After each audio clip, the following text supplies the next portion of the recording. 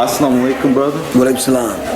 Thank you for granting this interview for Muhammad Speaks newspaper. Okay. And letting us film it. All right. Appreciate it. Please tell us a little background about yourself.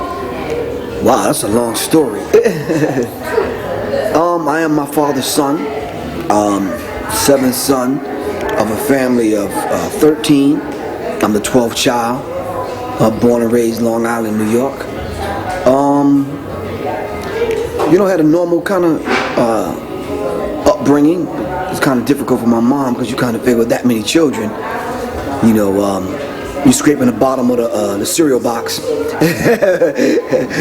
But nonetheless, very peaceful out on Long Island. We didn't catch a lot of things that was going on, the Bronx, Brooklyn, Manhattan, Queens. But just went away to school upstate New York in Rochester. About the 9th, 10th grade, went to East High School. And then I got familiar with some of the teachings of the Most Honorable Elijah Muhammad. But it wasn't until I came back, like into the 10th grade, 11th grade, my two brothers was in the Nation of Islam. So kind of got introduced, and then kind of figured that was in the first resurrection, 1973, 74. And from there, kind of joined a couple of revolutionary organizations, went through the cadets, ended up joining the military as a military police, ended up being a correctional specialist, came back out, hit the streets with that kind of knowledge, and started putting together a couple of underground organizations, which led into Unity Force, which led into the S1Ws, which led into hooking up with Chuck, Flav, Terminator X, Bomb Squad to do the whole Public Enemy thing. So in a nutshell, that's it.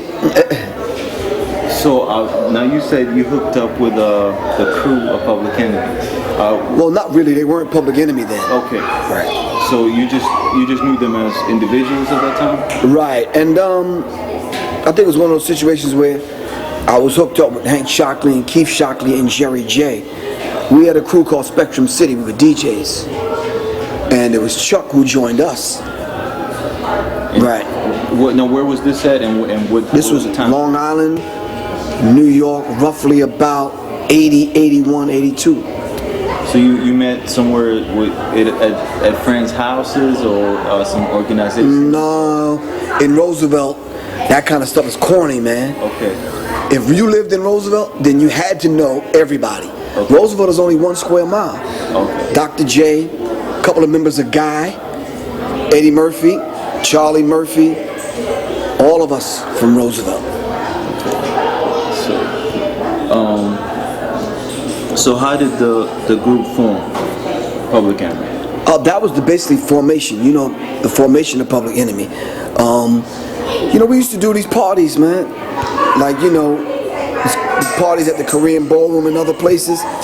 And since I had the crew, the Unity Force, the soldiers, Chuck was a graphic artist because he was at Adelphi University, and Hank was connected as a DJ through Spectrum City and through the radio, college radio. We just came together and started doing parties with, remember Dre and Ed Lover from MTV? Yes, sir. We hooked up with them, so. Okay, so what were the early years like after you all formed? Well, with Bill Stephanie at Adelphi and Hank Shockley and Chuck having discussions with Rick Rubin, Jam Master Jay, Russell Simmons. That was the early beginning of Public Enemy as far as the recording. I think Hank Shockley and Chuck Deacon best tell that story, and Bill Stephanie. Okay, now I heard, of course, hearsay, and not directly from any of the members or yourself, there was some controversy. You had made some statements, things like that, and well, hell, there's always controversy. Which aspect of the controversy? Was there a split over a Jewish issue that you were talking about, or? I think the split came at the peak of the information getting out about who controls the music industry. And since I was the Minister of Information and I was the one to tell it, I guess the weight fell back on me. Which was a very bright, I don't call it a dark day, it was a very bright day in Public Enemy's history because it brought light to who's really in control. Okay, so what happened after that? How did it actually? I think at the behest of some people outside of the context of Public Enemy, I think Chuck was put in a position where he felt it was better to let me go rather than stand up and defend the statements. So now in the present day, are you all reunited together again? Or? We cool, but whether or not the issue about the surrounding the statements is resolved, I don't think so. Because until we stand up as men and say to ourselves, okay, who really controls the music industry, and lay it out for the world to see, that issue is not going to be resolved. So that's like someone coming in your house and coming between you and your wife, and y'all pretend like this big fat black ugly elephant is not sitting in your living room when he's smelling up the place. You understand what I'm saying? Yes, sir. So, but until you recognize, both you and your wife recognize that there's an elephant in the room that we need to get rid of. Right. As long as you keep ignoring it and acting like it ain't there, trying to use the remote to change the channel on the TV, nah. And your wife keep telling you, look, sweetheart, honey, we got to get rid of the elephant in the living room. Okay. And we act like the elephant is not even there when we know it's there, because we got to pay the rent to the elephant, we got to feed the elephant, we got to make sure the elephant is not making a lot of noise. You understand what I'm saying? So you're basically on cool terms, but you're doing your own separate thing? I mean, we have to look past individual feelings, because Public Enemy is a lot larger than my feelings. Right. It's a lot larger than, Chuck and Flavor. Okay, I know you're a busy man. Can you tell us some activities you're currently involved in? And what is your mission as far as our people are concerned? Well, I think the mission throughout what I've done thus far, it spells itself out. We have to raise the conscious level of our people by any, every, and all means necessary. And we must not shirk in our responsibility and our duty in doing this. So I'm just doing mine through the medium of music. Other than giving lectures and raising the awareness of the people,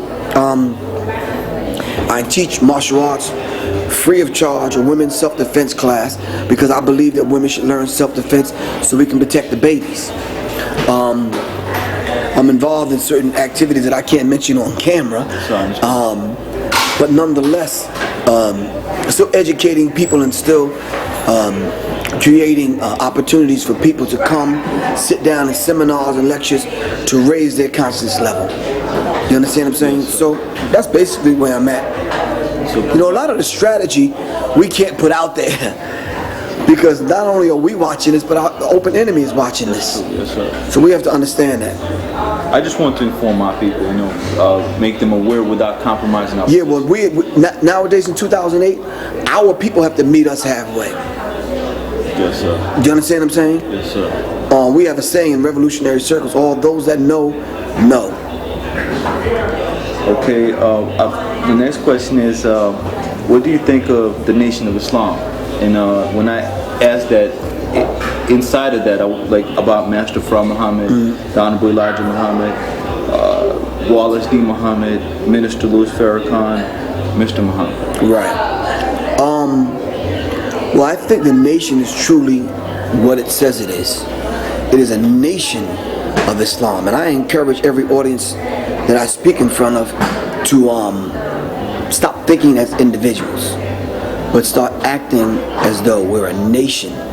We're a nation of peace. We're an organized group of individuals that's come together, brought our families together under one banner, one flag, one ideology, one philosophy, one God, one aim, one purpose, one destiny.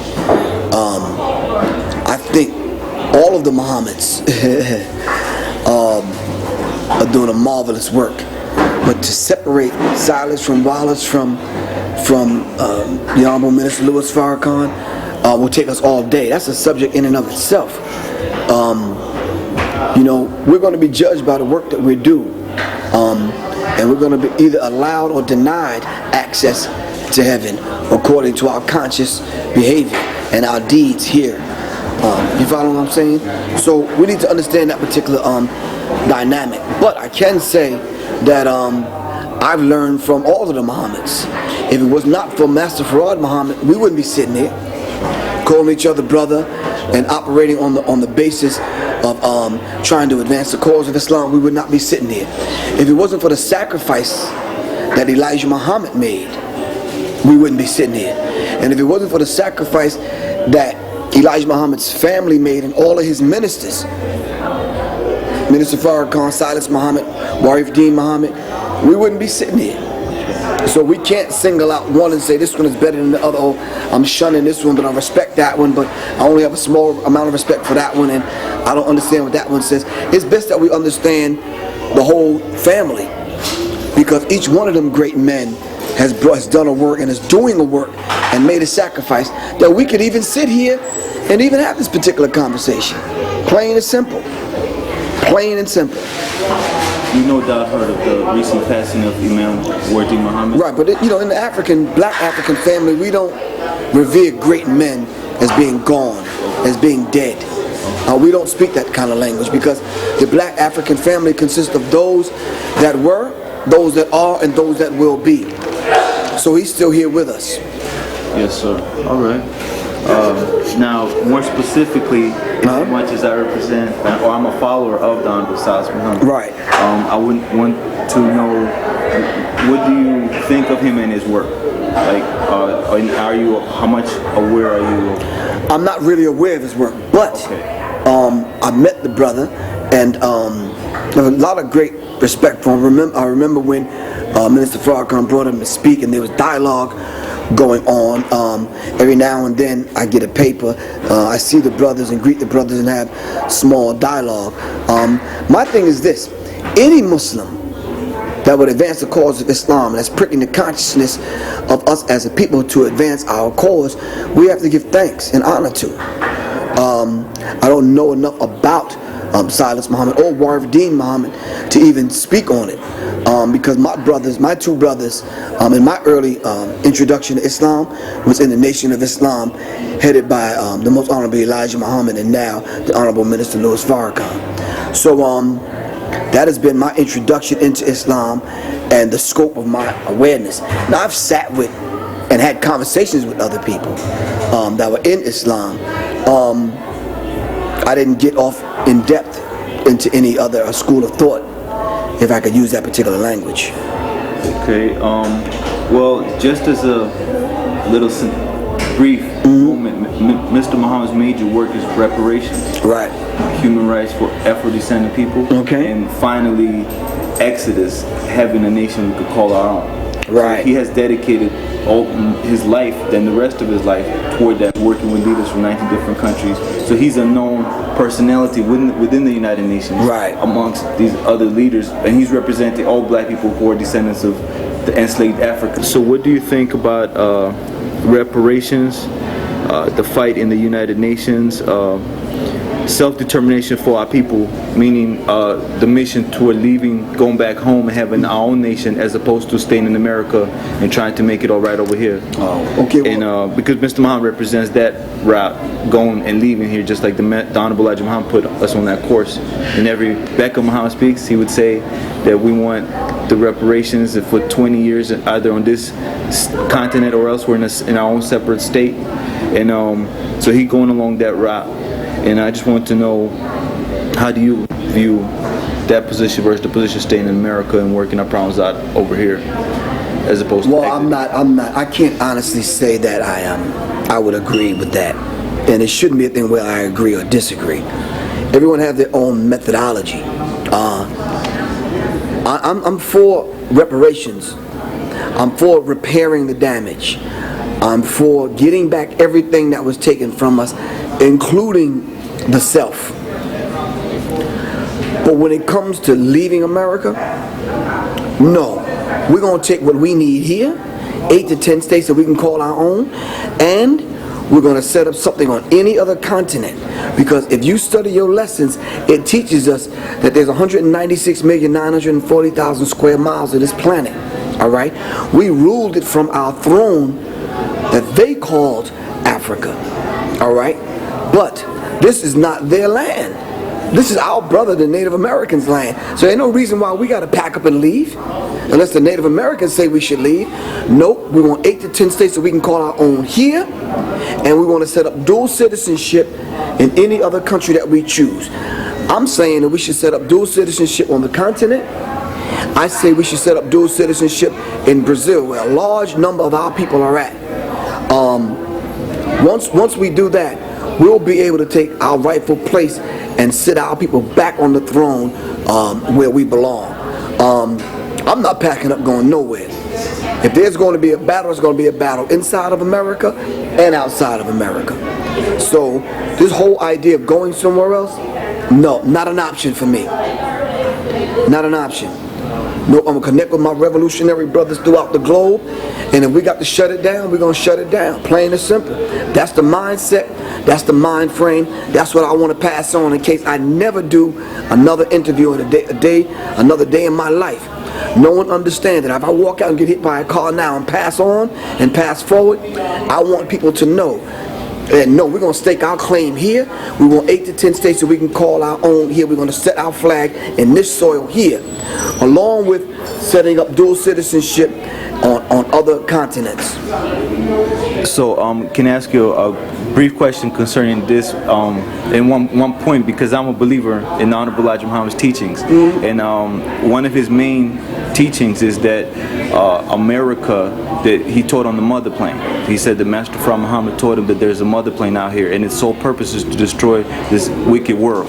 And the number one enemy, the United States of America, will be hit first by 1,500 baby planes and bombs that will go inside 1 mile, and they would go from north, south, east, and west, 2,000 by 3,000 square area of the United States, and none of them will be dropped in water. They will be dropped on cities, and they're time bombs. And once they would blow up, I think he said about 12 miles high flames. He said that everything, all life, will be killed in the United States of America, and it will burn for, I believe, for 390 years, and it will take 610 years to cool off. Right. And for 1,000 years there will be no life in the United States, or this area that is called the United States today. And then 1,000 years after, there will be new vegetation, and that the new world will begin then.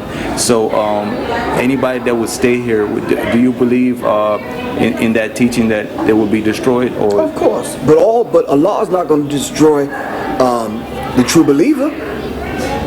So we're going to stay here and stake claim until we get that divine order. Once we get that divine order, then that's the risk, the main purpose and the reason why I said we need to set up dual citizenship. You just answered the question. Because if we decide to go and we don't set up something else elsewhere, where will we go? So to get a clarification, you mean stay here until there's an order given that the mother planes has to do her work? No, I said a divine order. Okay. Right. A divine. It has to be a divine order. Okay. What I mean by that is we're operating in a third dimension. Alright, a third dimension paradigm. In order to get the divine order, you at least have to be in tune with the self, and then activating the higher self in order to receive the instructions. Are you following me? I believe so, yes, sir. Okay, so we have to be able to set up, like I said, dual citizenship on other continents, so we'll have some place to go. You're just not going to transport 30 to 60 million people in a weekend.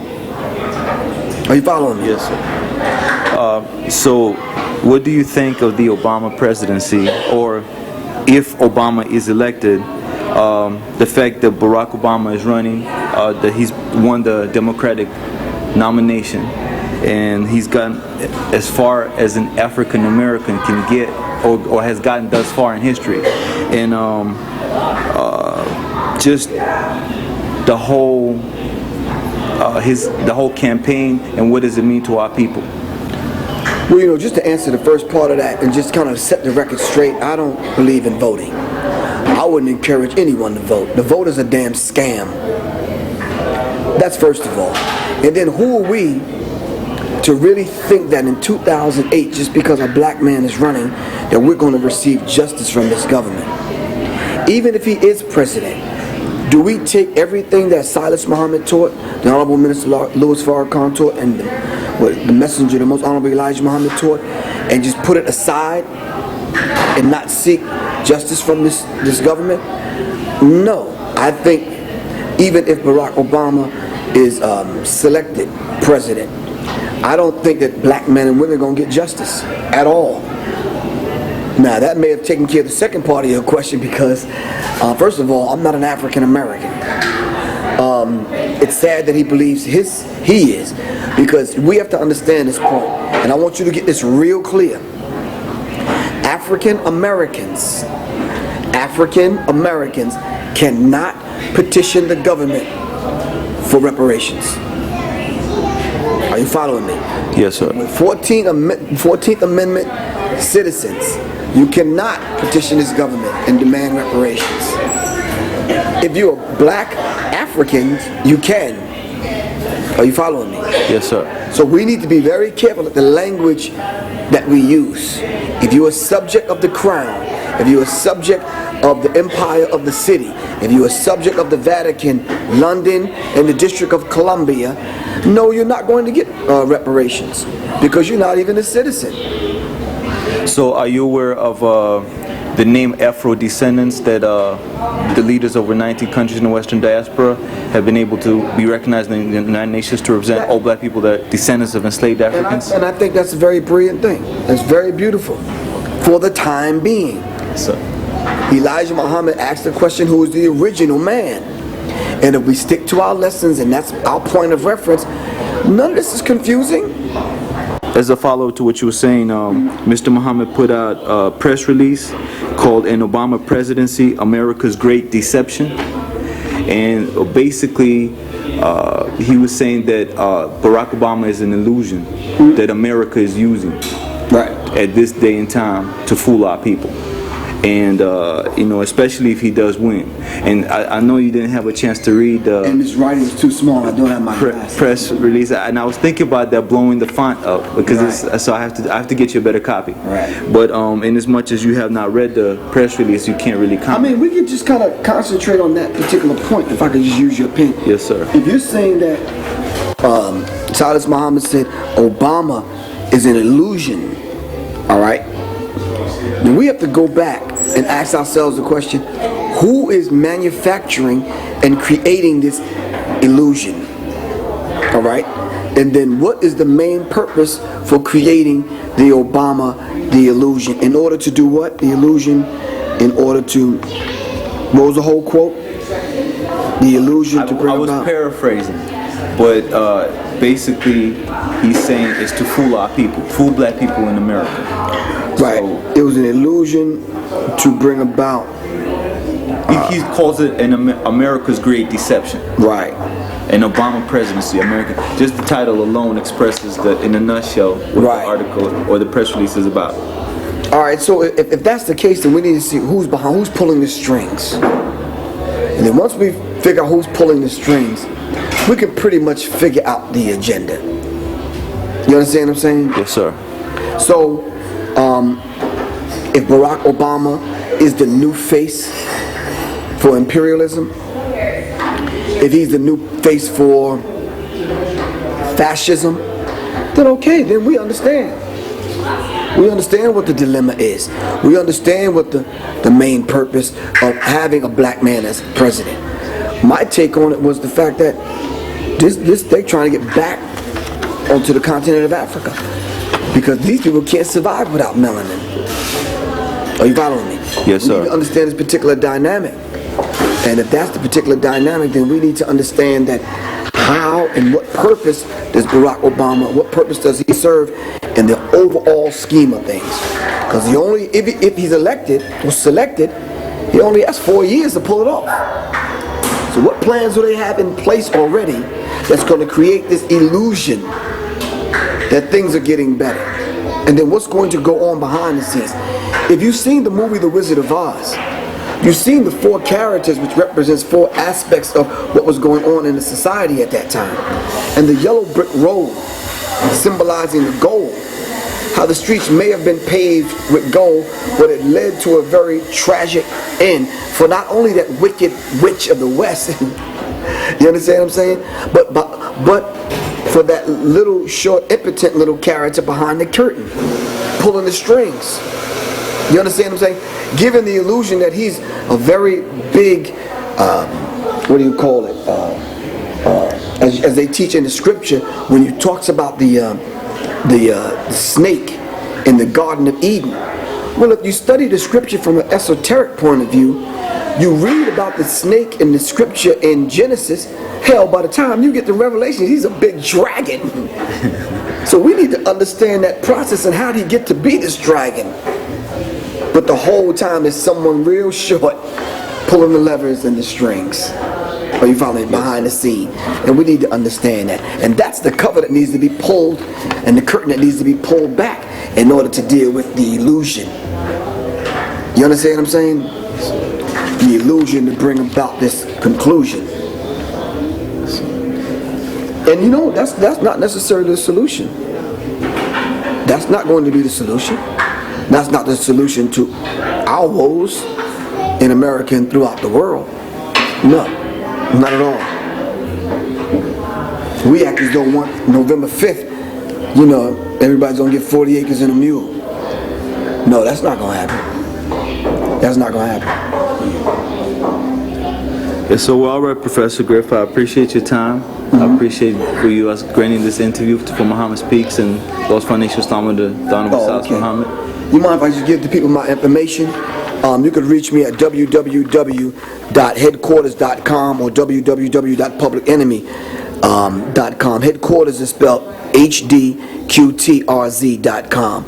Or you could just go up on MySpace / Professor Griff of Public Enemy, or MySpace / ex-minister, MINISTA. My number is 678-557-2919. And hopefully you'll be able to gain something from this very timely interview we're doing. Hopefully we can get this edited and put together before you go out and go behind the curtain and pull that lever to see who's going to become the next president of the United States of America. Hopefully this interview will awaken the inner self, so you can activate the God consciousness, so we can truly do what Elijah Muhammad said, which is accept your own and be yourself. Peace, love, happiness. Assalamu alaikum. Like,